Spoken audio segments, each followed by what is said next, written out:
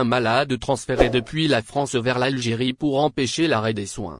Chaban Tebboune, un homme de 64 ans, a été transféré d'urgence de France vers l'Algérie par sa famille. Cet acte est survenu après que l'Institut Gustave Roussy, IGRE, situé à Villejuif dans le Val-de-Marne, ait prévu d'interrompre son traitement médical, rapporte le quotidien Le Monde. L'homme, tombé dans le coma à la suite de 2 arrêts cardiaques survenus le 16 août 2025, était sous assistance respiratoire à l'hôpital. Sa famille a pris la décision de le transférer dans une clinique à Alger, afin de l'éloigner de ce qu'il considérait comme une décision fatale en France.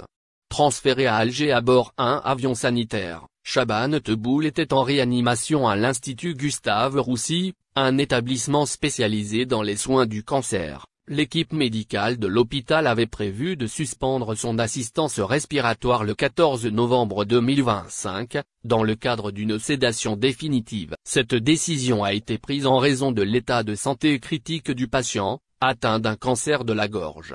La famille de Chaban Tebboune s'est opposée à cette décision et a cherché une alternative en Algérie. Un avion sanitaire a été affrété pour transporter Chaban Tebboune.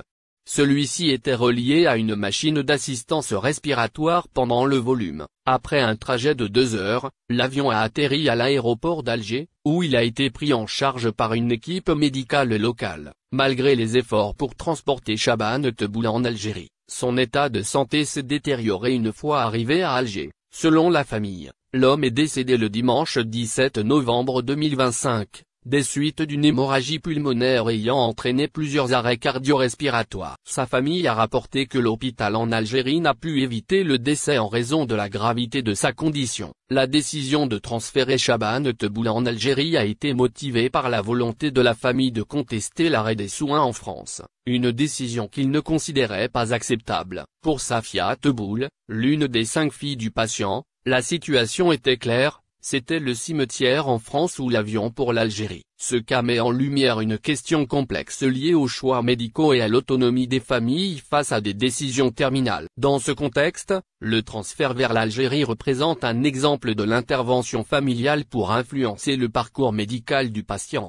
Gestion de la fin de vie. Le transfert de Chaban Tebboune a suscité diverses réactions, notamment en raison des différences culturelles et des pratiques médicales entre les pays concernés. En Algérie, l'hôpital qui a accueilli le patient a fourni des soins palliatifs, mais ces efforts n'ont pas permis de sauver sa vie. Ce cas soulève également des questions sur les différences dans la gestion de la fin de vie, ainsi que sur l'accès à des soins médicaux à travers les frontières. Cette situation met en lumière les défis liés aux soins de fin de vie et aux droits des patients, tout en soulignant les choix difficiles auxquels sont confrontées certaines familles face à des décisions médicales jugées difficiles ou inacceptables. Le transfert de Chaban Tebboune en Algérie reflète l'importance que certaines familles accordent au contrôle de la fin de vie de leurs proches, en dépit des avis des professionnels de santé.